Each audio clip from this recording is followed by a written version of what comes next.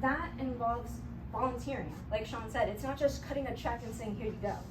It's, I actually, when I was selling cars, every Saturday after 5 o'clock, because we closed at 5, I'd actually go after work and I would go to the Humane Society and I would walk dogs after work. And I would just say, hey, by the way, obviously you see I'm a nice person because I'm here taking care of an animal that's not mine. If you are interested or you know somebody that is in the market for a vehicle, did you mind if I just left my flyer here or left some cards here? What do you think they're gonna say? Of course, versus some salesman that just comes in and is like, yeah, I'll give you $50, can I have my flyer here?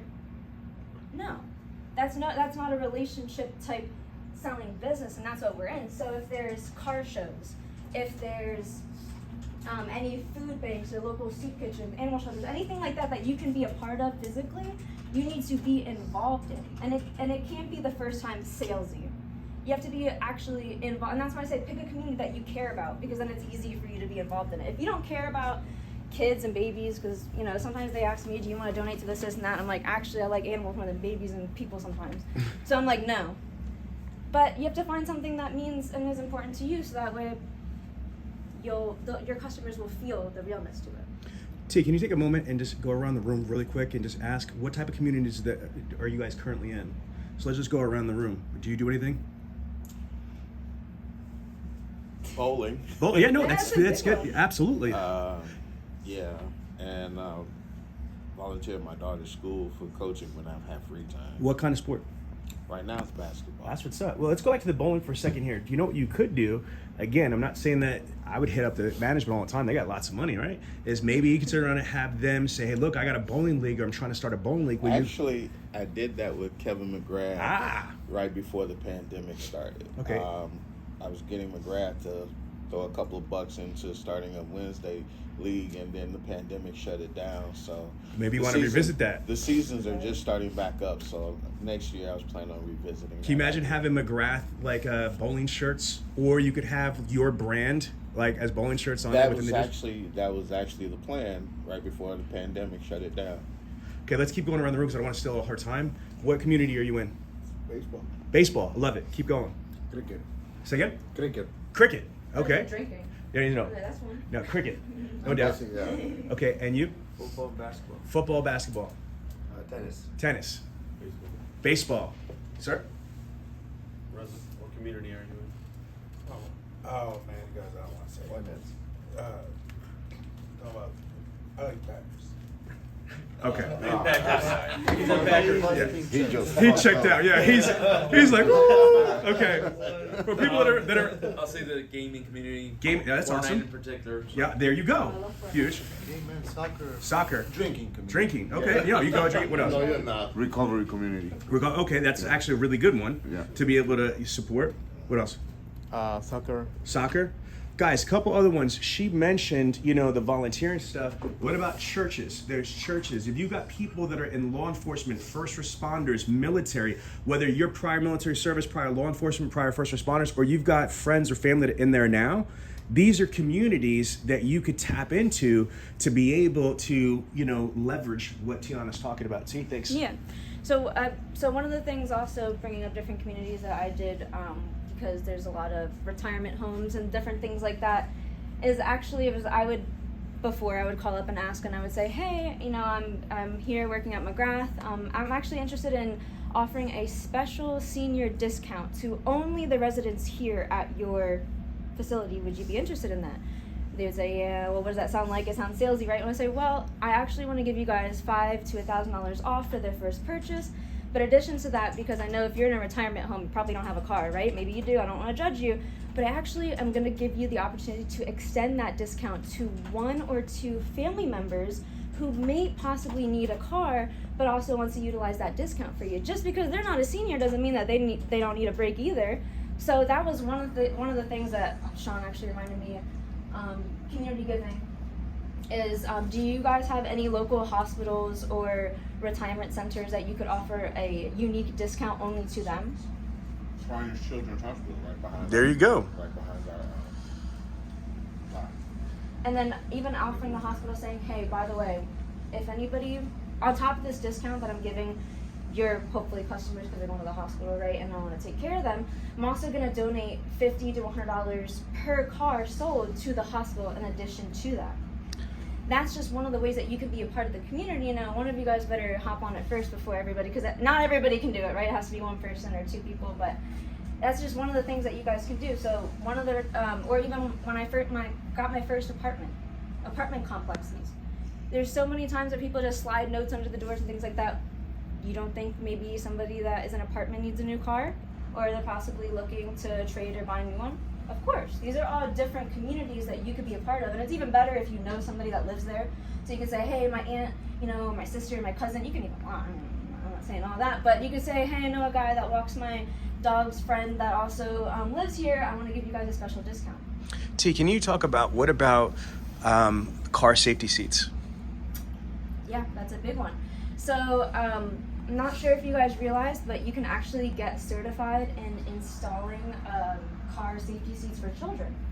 So a crazy thing is that the #1 leading cause to death in children, especially in seats like that, is actually improper seat installation, which is super like mind-blowing because you'd think the seat is supposed to protect them, but the improper installation is the thing that unfortunately... So the stat she's saying is that one of the highest killers of toddlers is actual car accidents, but they result in death because the car seats were improperly installed, which blows your mind. So becoming one of the only unique salespeople that are certified. It's like I'm certified in CPR for adults and kids. You know, you could actually become certified to install and inspect car safety seats. So one of the things that you could do, because you say you volunteer, is once you get certified, right, and you say, after letting the customers know, you say, hey, by the way, I'm holding a free event, completely free. I just want to make sure that your seat is properly installed, because I'm not sure if you know, but the #1 cause for infants and child's death is an improper car seat installation. So free of charge, just drive up to the dealer, or if you don't want it to be as salesy, drive up to this park or whatever. We're going to have a line of people. I'm going to make sure your car seat is installed properly, and that's it. And I would actually hold an event like this maybe like once a quarter, and you can actually get the fire company involved and say, hey, can you have a couple of men here at the dealership just so that free, whether if you're a customer or not, come in and make sure that your car seat is installed safe, because what other dealership is going to do that?